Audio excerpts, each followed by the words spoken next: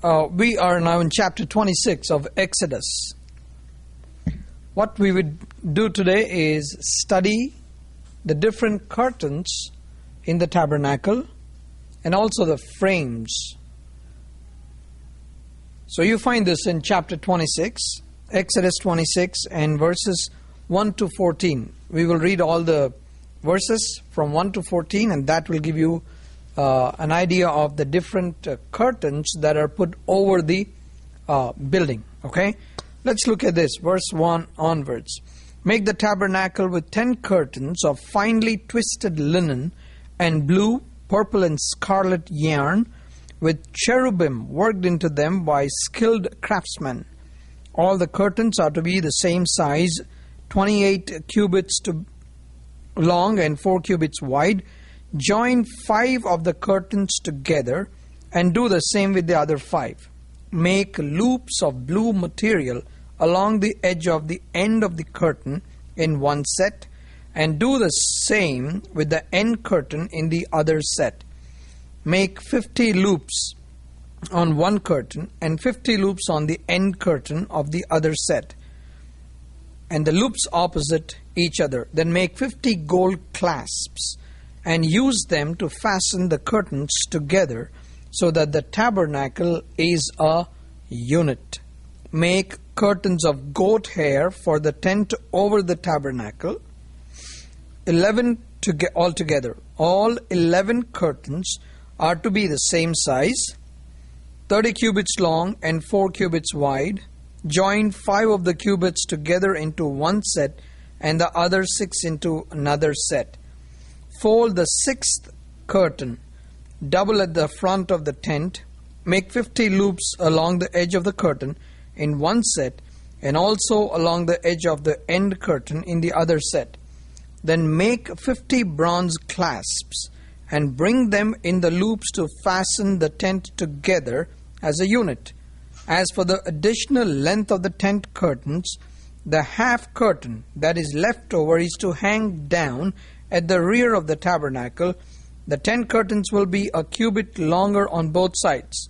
What is left will hang over the sides of the tabernacle so as to cover it. Make for the tent a covering of ram skins dyed red, and over that a covering of the hides of sea cows. This is the different types of curtains that you read. In order to understand this, I would want you to look at the screen, and that will make it very clear to you. Okay, please look. Now this will give you a very good clarity. See, each curtain that you have, it should be brought together. 5 of the curtains together, and the same on the other side. You see, there is cherubim, there is scarlet, there is purple, and there is blue. So all these come together to make one side. Okay, see, they are all coming together. And then the same thing on the other side. You find loops, blue loops there. That's the gold clasps. And these gold clasps will hold by getting into those 2 loops together. Now, this comes as a covering on the frames. And then this is the covering made of goat hair. Same thing. The measurements for this are different. They're not like the previous one. One set has to be 5, the other one has to be 6. The reason, you see, he's bringing all these together.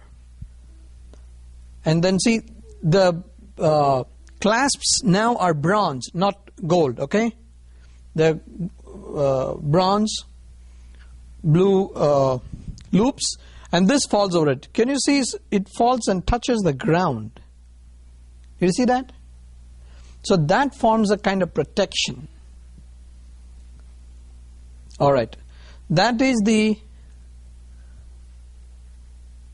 one on this one is called the what? Ram skin still picture. Okay. Now you see different layers. Do you see that? Now, please remember this tabernacle is set up always in a desert.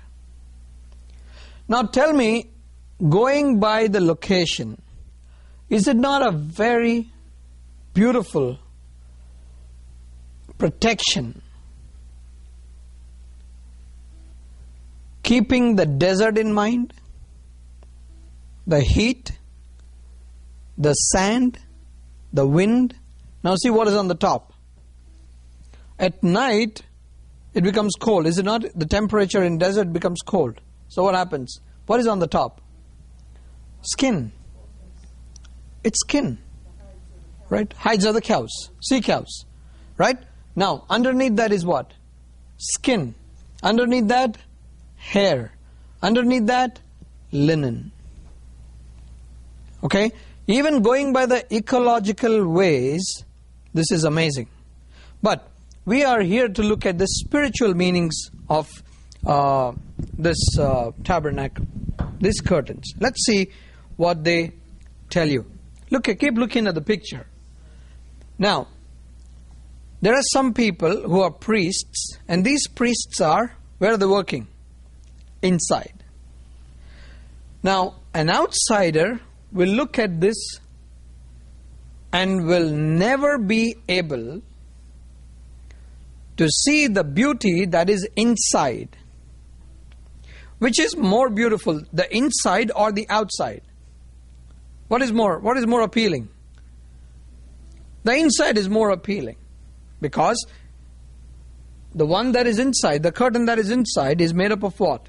Linen, the different colors, blue, scarlet, purple, the different colors used there. They're all woven together. The symmetry is beautiful. The cherubims, woven. What do you understand from this? The simple question that we need to put is, the curtains on the outside have no appeal, but the curtains inside are so impressive. Are you getting it? So what do you understand from this? What do you understand why God gave this kind of a design where the beauty is inside but not outside? When you look at the tabernacle, the title I would like to give to this entire study on tabernacle is Discovering Jesus in the Tabernacle. You get it? Discovering Jesus in the tabernacle. So what do you understand? Now try to compare this with the life of Jesus. On the outside, how was Jesus? And on the inside, how was Jesus? Is the question. On the outside, Jesus was an ordinary carpenter. He was a person who was accused of being born out of wedlock. He was a person who was despised by his own people. His own younger brothers and sisters did not believe in Jesus Christ. He was made to be one with the criminals. He died a cruel death. That is the outside of Jesus. Take the inside of Jesus. What kind of a person was he? Usually, what the world does is, it puts all the beautiful things outside to make an appeal. Okay? Make an appeal. Have you seen credit cards, fine prints? Insurance companies, fine prints. What are these fine prints? They're all just hidden inside. They're trying to woo the people, attract the people. Look at Jesus Christ. The actual beauty is inside. It's not outside. So we need to understand this. It's not only Jesus Christ.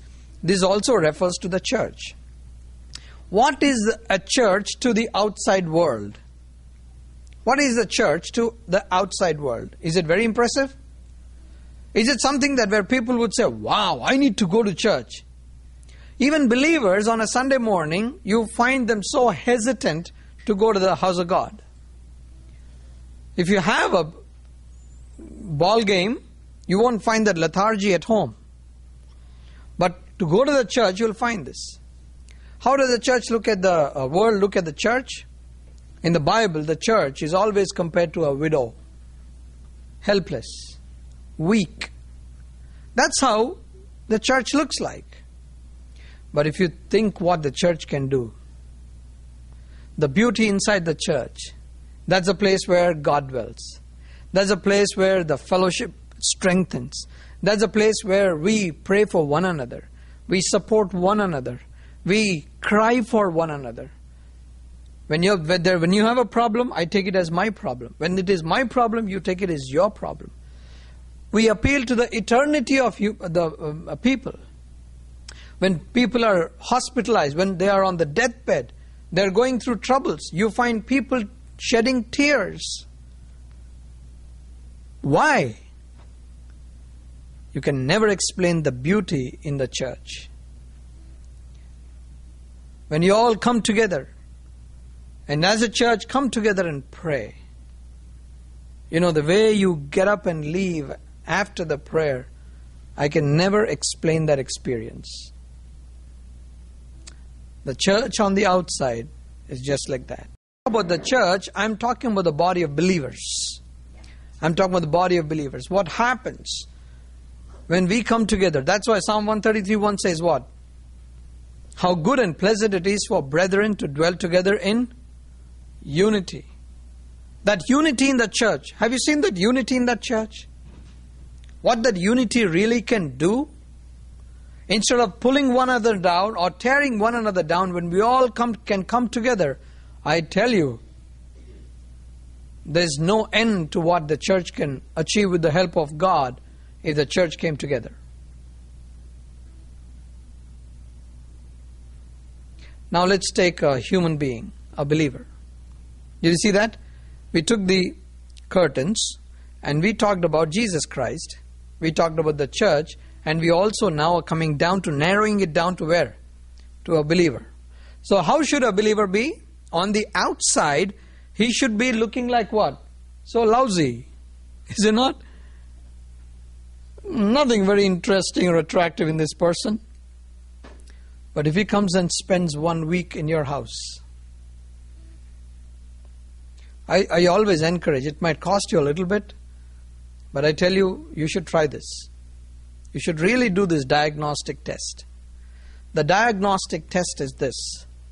Have somebody who's not a believer come and stay in your house, and at the end of the day, or end of the week, sit with him and ask him, tell me, what did you observe in my family? He will tell you whether you are really Christian who you claim to be. He'll watch you every day.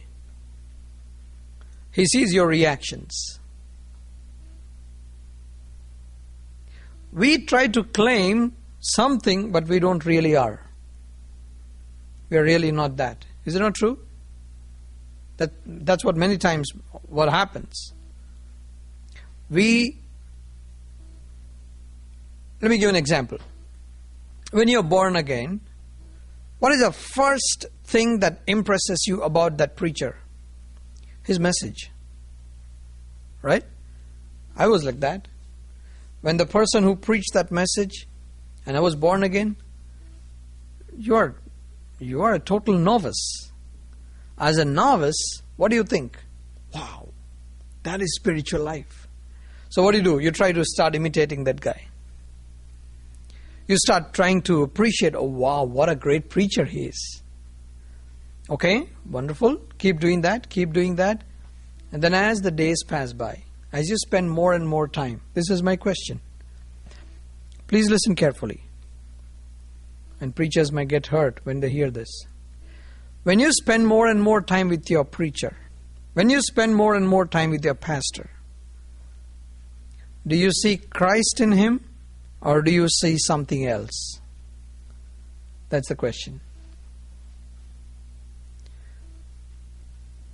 The model that God has kept for us is the more time you spend with the individual, with a preacher or a believer, you should be able to see Christ in that person.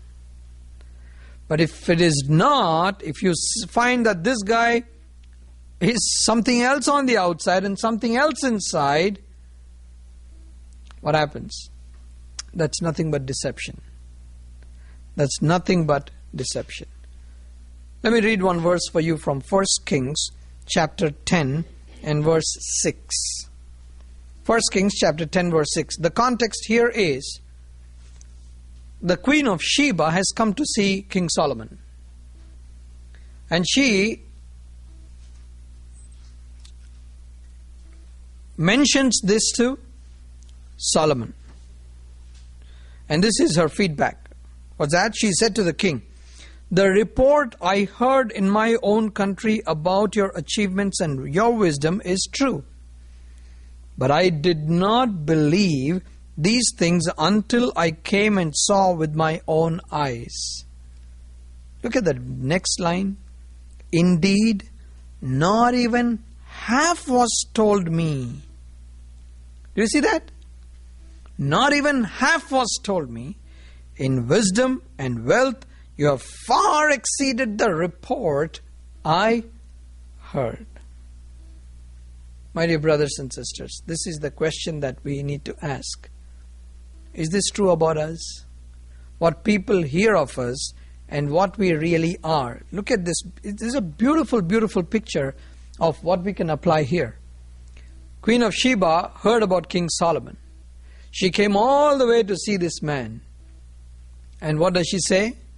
"Hey, when I was in my country, I heard about you.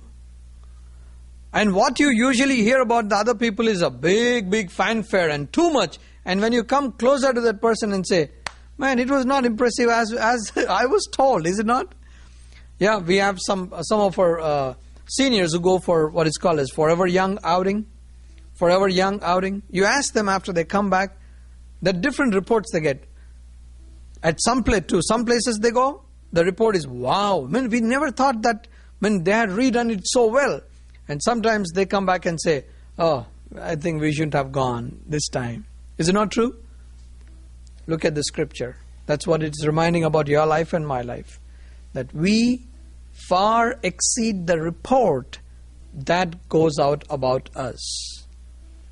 That goes out about us. I don't know why this is the thought that's coming to my mind. It's been with me for the last so many days, and again it's coming. I want to read to you Matthew 16, verse 13 to 16. When Jesus came to the region of Caesarea Philippi, he asked his disciples, "What do people say the Son of Man is?" You know, we're talking about public opinion.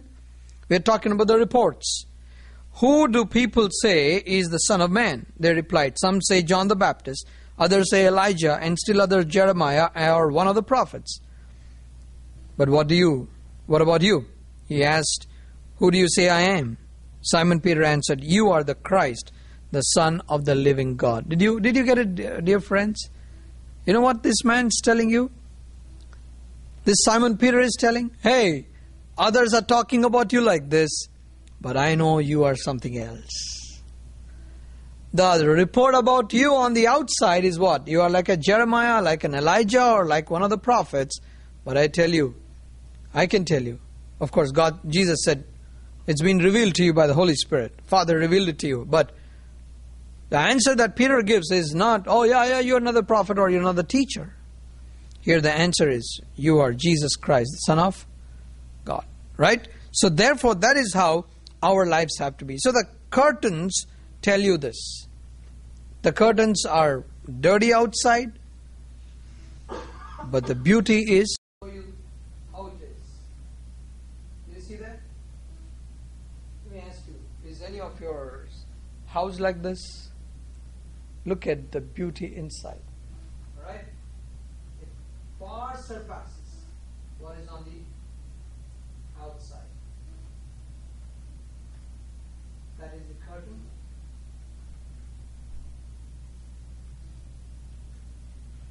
This is the curtain that separates the.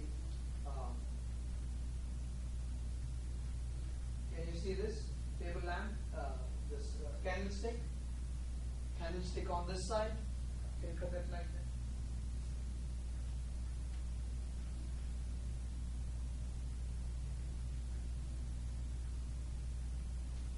So can you see this here? That is a candlestick. Okay. Can you see this? This is the altar of incense. This is how beautiful it is inside. See? Doesn't it look like a cathedral? So much of embellishment inside. Holy place. Let's go into the holy place. Look at this. This is the holy place.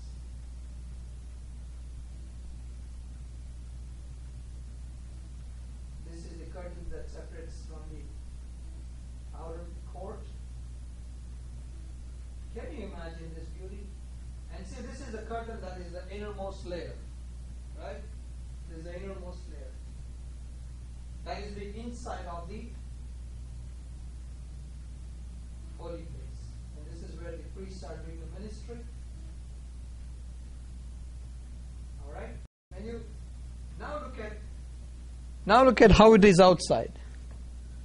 Is there a match between what you saw inside and what is outside?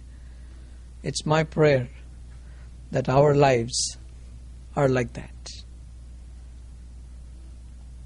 That's why Paul says the outer man is getting weaker and weaker, but the inner man is getting stronger and stronger. This is the curtains. Okay, now let's look at the frames.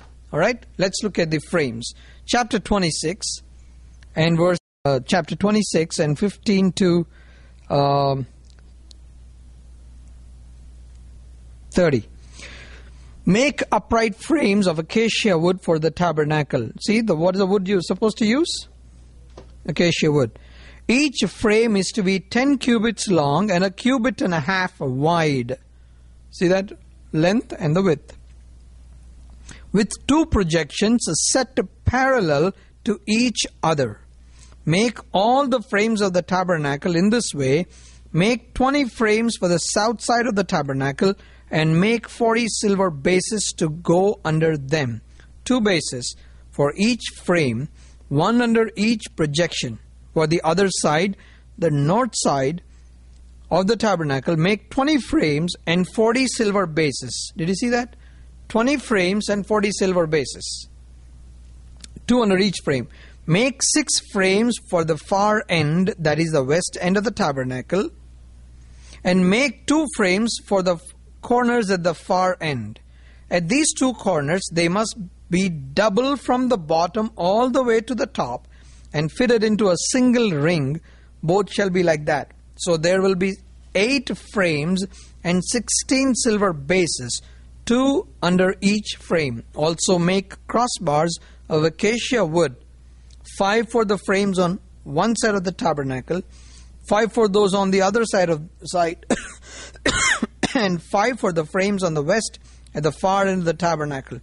The center crossbar is to extend from the end to end at the middle of the frames. Overlay the frames with gold and make gold rings to hold the crossbars. Also overlay the crossbars with gold. Set up the tabernacle according to the plan shown you on the mountain. So that is 1 frame. And you will have 2 projections which come underneath.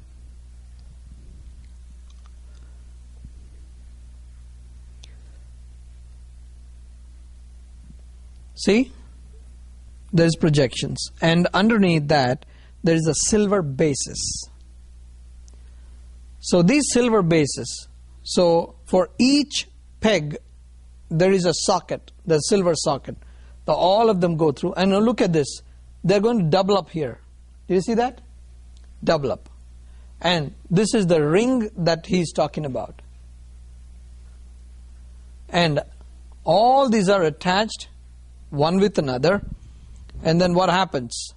You see again the silver base is up here. And then this wood is all overlaid with gold. You saw that? And see, there is wooden bars. Now look at the design. Look at the design. These poles. And see the support that goes to hold this together. Right? It's all overlaid with gold. And this is what we had seen inside.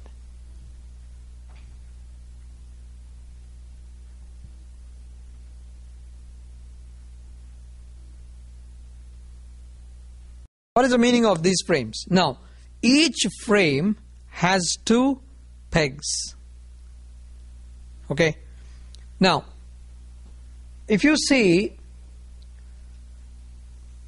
the base is the silver base.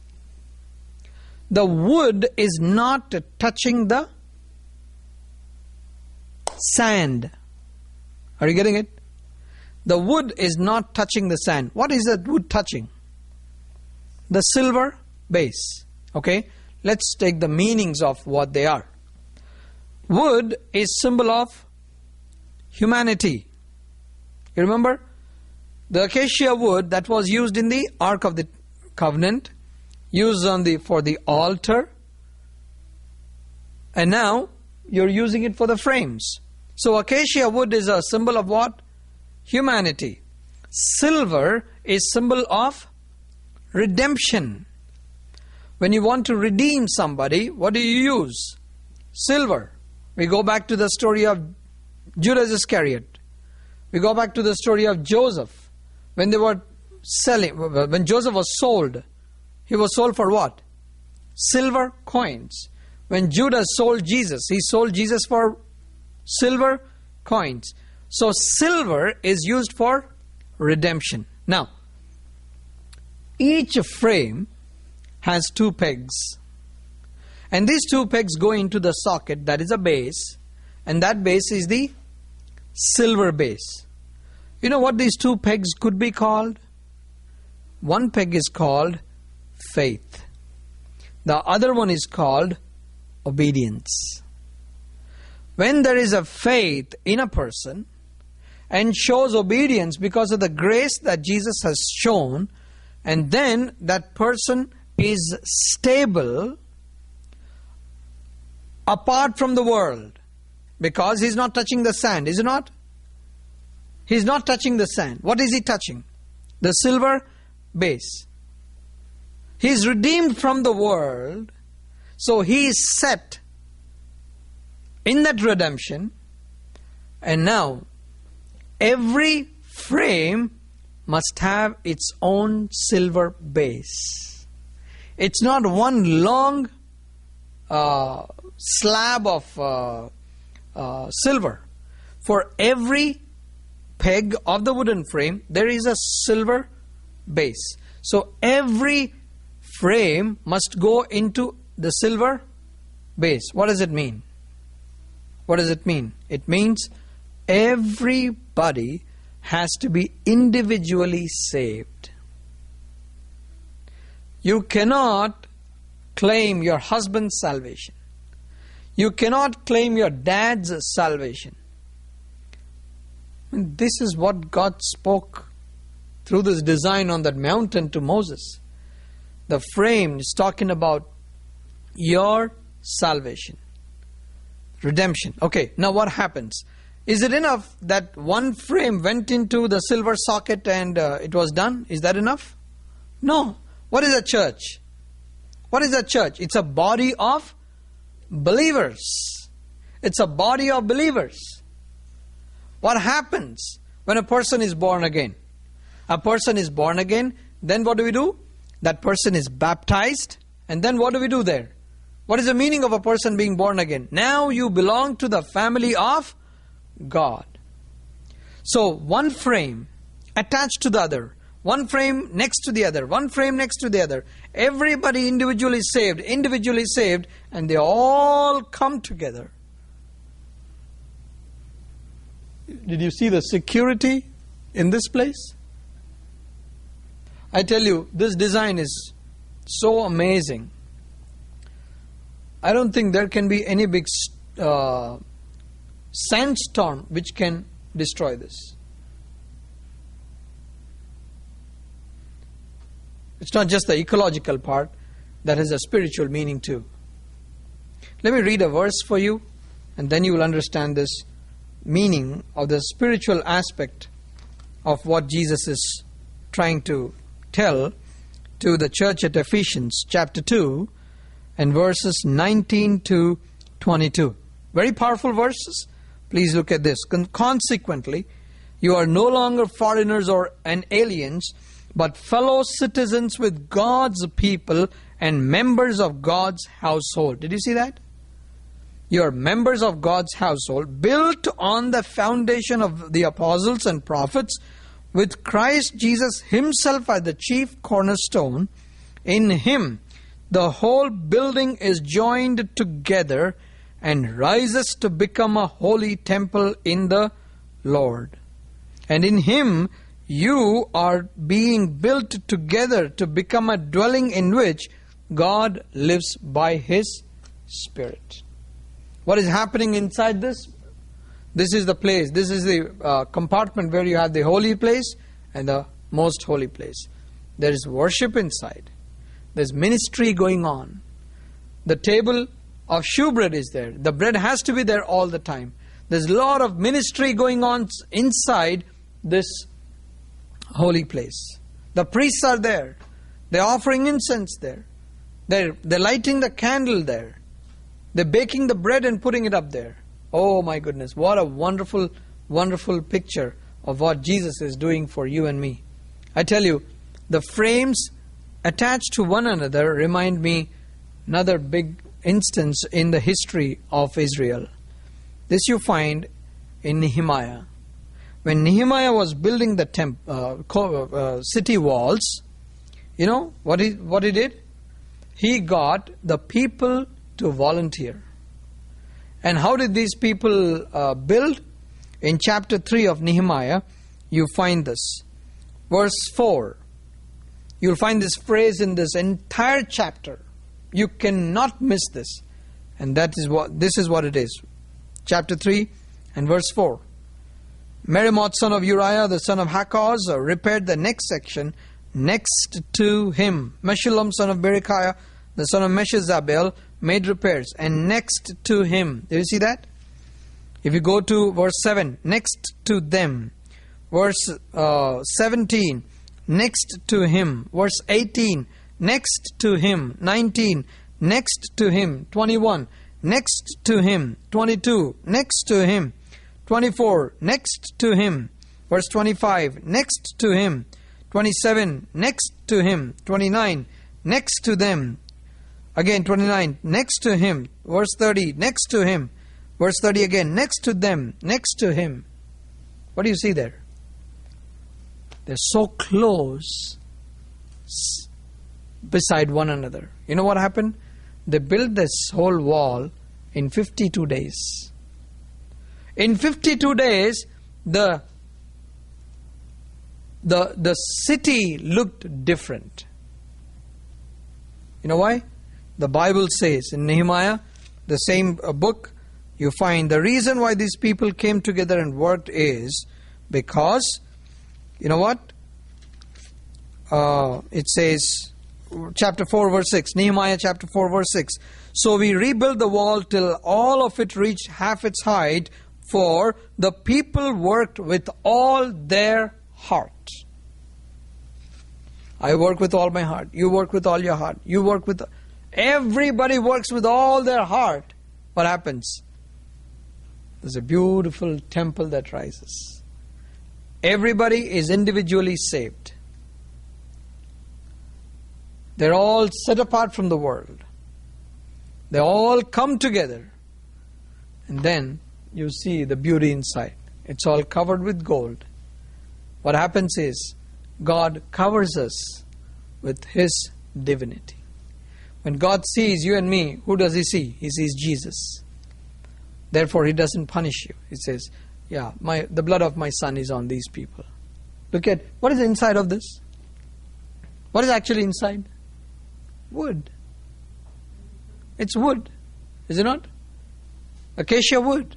But what happens? God overlaid it with gold. See, dear friends, I tell you, when people see on the outside, what do you find in the air? Gold. What is actually inside? Wood. You and I know how empty we are. But you know what God does? He covers us with this gold. To the world, the church looks so dirty, unappealing, but you have seen what the beauty is inside. So therefore, these are the things that you hear about. Let's look at the inner curtain and the outer curtain, and then we will continue this in the next class. Verses 31 to 35. Make a curtain of blue, purple and scarlet yarn, and finely twisted linen with cherubim worked into it by a skilled craftsman. Hang it with gold hooks on 4 posts of acacia wood overlaid with gold and standing on 4 silver bases. Hang the curtain from the clasps and place the ark of the testimony behind the curtain. The curtain will separate the holy place from the most holy place. Did you see that? So, those colors that you find here on the 4 posts, right? You have to set there inside the veil. The veil that we're talking about is here. Okay? That's the inner curtain. The curtain will separate the holy place from the most holy place. That's separating the holy place from the most holy place. Put the atonement cover on the ark of the testimony in the most holy place. Place the table outside the curtain on the north side of the tabernacle and put the lampstand opposite on the south side. So you know this is the picture of the holy place. Okay? So, what is this inner curtain? What is the meaning of this inner curtain? We all know this is the curtain that was torn when Jesus was crucified, when He died. So therefore, the middle wall of partition is now gone. Now therefore, that brings the end of the law. Therefore now we have the access to meet Jesus Christ. Until this veil was there, in the whole world, listen carefully, until that veil was torn, in the whole world, there was only one person who was qualified to go inside. And that was the high priest. That day when Jesus died on the cross, the veil torn from the top, what happened? Now anybody can go inside. Anybody can go inside. That's what the beauty of salvation is. And therefore, you can go to God. Now you don't have anybody who's representative. You don't have to go and tell this to somebody and this guy goes and tells it to God. You don't have to do that. There was a time, no doubt about it. There was a time. But now, you can go to God directly. That's the access. And that veil was torn. That is the body, okay, of Jesus Christ. Right. Let's look at verse 36 and 37. Now, for the entrance to the tent, make a curtain of blue, purple and scarlet yarn and finely twisted linen, the work of an embroiderer. Make gold hooks for this curtain and 5 posts of acacia wood overlaid with gold. And cast 5 bronze bases for them. You know what we're talking about? Base. The base is bronze. Why bronze? What is bronze symbol of? Bronze is symbol of judgment. Bronze is symbol of the judgment. So therefore, you see, you are protected all sides by the redemption. So how do you enter inside this veil? It is because Jesus paid a price And that cross is nothing but the judgment. And bronze is symbol of the judgment, and the judgment for Jesus was given on what? The cross. So therefore we can enter inside because of the judgment that Jesus took upon himself. This veil was not torn. Can you see that? This veil was not, the inner veil was torn. Mean to say, if you want to enter inside for what happens inside this holy place? What happens inside the holy place? Ministry. So it cannot happen unless you come to that judgment, and then you walk inside. Of course, as you see in this picture, there is another altar at the entrance. That's the bronze altar. We will talk about the bronze altar in the next class.